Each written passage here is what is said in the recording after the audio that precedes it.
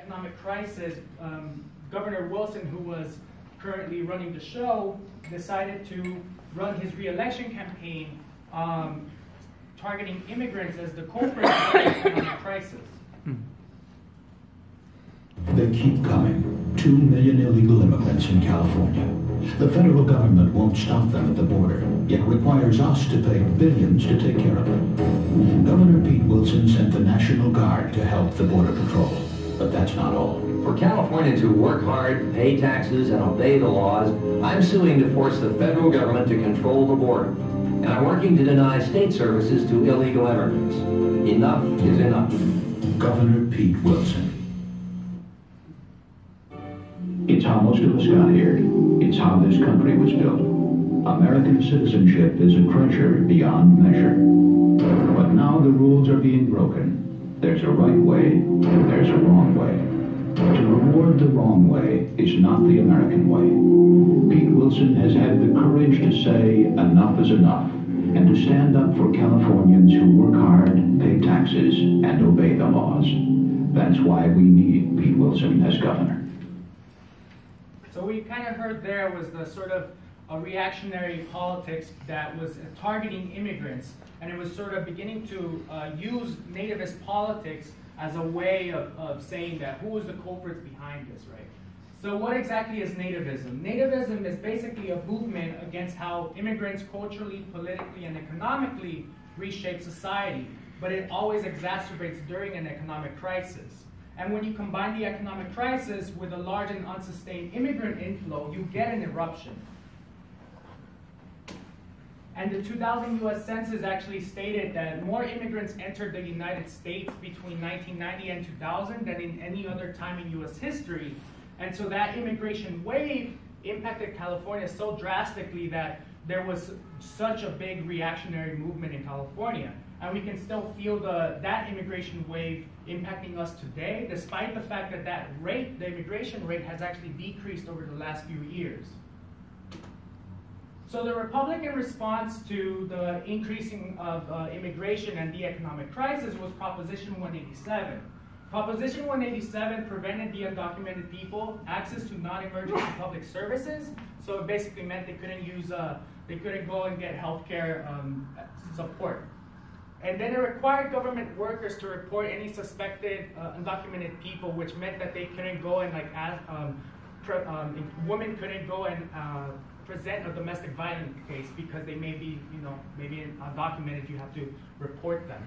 And then it directly attacked a particular workforce, but it really served as an indirect attack on the larger Latino population, which was growing at the time. And I'm arguing that this is what led to massive resistance from immigrant communities. So what did nativist politics and proposition really target is sort of the question that I'm trying to get deep into. Despite the fact that the Republicans were saying that Proposition 187 was to target immigrants because of the role that they played in the economy, Proposition 187 never really addressed the immigrant labor, where they work in the labor market. In fact, Governor Wilson never advocated to have more funds to prevent businesses from hiring undocumented labor. He actually discouraged raids in California companies because it would disrupt business, and you don't want ever to disrupt business, right? Then he actually encouraged guest worker programs so that male workers could come into the US, but that their families stayed in their home countries, and then they could be sent back into those countries so that you just maintained the economy rolling. But what Proposition 187 did do is it focused on the reproduction of undocumented immigrants. It aimed only to cut funding of services that revolved around protecting the family. It cut healthcare and it cut education. And after the Republicans took control of all of the state, they started passing more propositions that proposing to end bilingual education and affirmative action programs. Got it.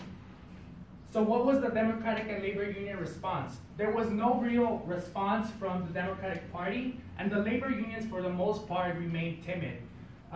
They thought Proposition 187 was an exaggeration, but they never provided an alternative. And I think that, also the Democratic Party encouraged the free market to solve the economic crisis and said that in time the immigration rate would naturally decrease on their own. And I think that's what led to Republican state victory. Ultimately, Proposition 187 was found unconstitutional, but what happens when you engage in politics that has sort of this nativist rhetoric, you let the monster loose, right? So, Proposition 187 was found unconstitutional, but it did leave an impact. So how did labor unions and immigrant communities respond to that? Someone has to clean up the mess. The first big campaign that started in Los Angeles was the Justice for Janitors campaign, and you kind of sort of see this right here where it was the immigrant community that had to start cleaning up all the mess that the Republican Party started doing. There was two big successes that came out of the organizing of immigrants, which was the Labor-Latino Coalition emerged to sort of combat the nativism. This is Miguel Contreras right here, who I will talk in the next slide. The first thing they did is labor unions began to seriously collaborate with immigrant organizations, one thing that they didn't really do before Governor Wilson was reelected. And two, they changed the electoral positions to endorse only pro-labor and pro-immigrant politicians. They actually went against many of the Democratic members who were supporting NAFTA, were engaging in sort of this anti-immigrant rhetoric as well. And I think that this is what helped lay the foundations for a possible welfare state in California, but they could only do it because they were now organizing immigrants. So Miguel Contreras was the first Latino leader of the Los Angeles County Federation of Labor, and he really shifted the Fed's organizing structure and its electoral strategy so that they could create a mobilizing team that would help reach out to immigrant communities and then to the unions. And that was the way that immigrants started recognizing unions as very friendly. So they took opportunity of that, and they organized in ways that the unions had not organized in a very long time, and that's what helped revitalize the Los Angeles labor movement. Furthermore, the unions began to organize with one another in larger coalition campaigns.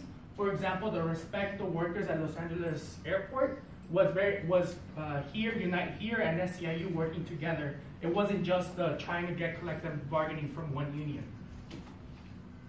I'm going to present three graphs. The first graph is union density in Los Angeles, California, and the United States.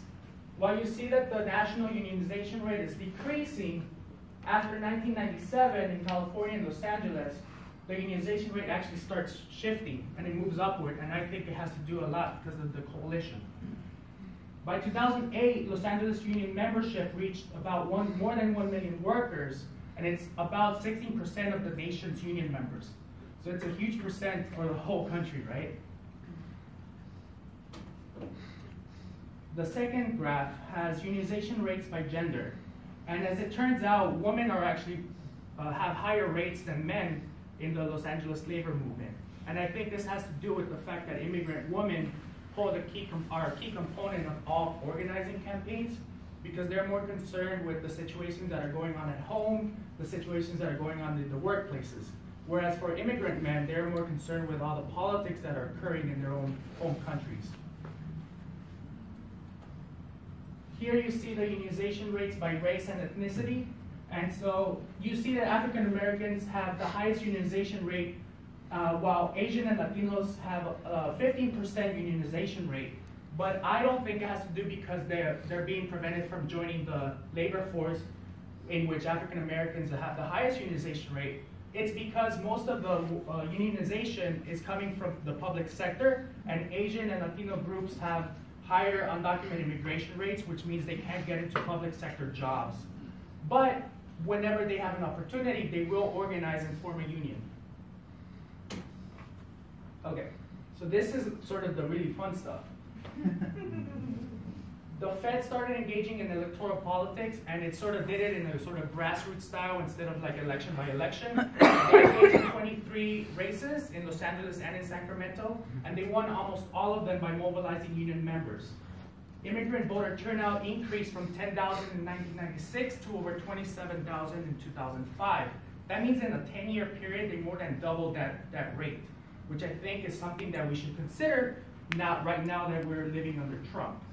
They increased qualifications before endorsing candidates or officers, and I think the most important part is they no longer said they weren't going to take pictures with politicians who just for a smile. But there are long-term failures.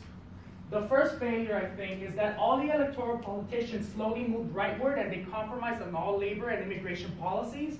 And those politicians actually told the labor unions and the immigrant communities to slow down on the demands, that they were going too fast. So with Mayor Villalobos in power, despite the fact that this voting bloc right here, it's 84% of Latinos, 48% of African Americans, 78% of union members, and 67% of voters with less than $20,000. That means that the sort of the campaign that you want in order to be a real, like, legit politician, that same person then started telling those voters that they were asking for too much. He denounced high school students for walking out in protests for violations of immigrant rights. And I think it has to do with the political philosophy between most of the politicians. He has a political philosophy of personal responsibility alongside collective action through community organizer. And I think this is good against a nativist wave, but I think overall it doesn't really change the dynamics. It's just multicultural liberalism. So he lost credibility as a pro-labor politician, and he was actually the person who was stalling the rise of the labor movement. So what are the results of the Labor-Latino Coalition? I conclude with two things. I think it did lead to progressive politics, and I think it did change government demographics, so that means more people of color were in power. But I don't think it prevented the increase of homelessness, the skyrocketing of housing prices, or the underfunding of schools. I think it was a conscious step toward a multicultural society, but I don't think there was a significant transition of economic and political power from business elites to immigrants. And I ask myself, why is this? And it's because defensive projects really only manage power, and it actually reassures businesses that they can continue profiting while the working class receives breadcrumbs.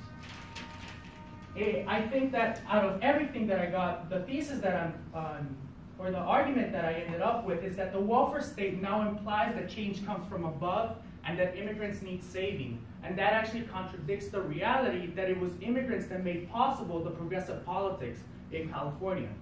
Thank you.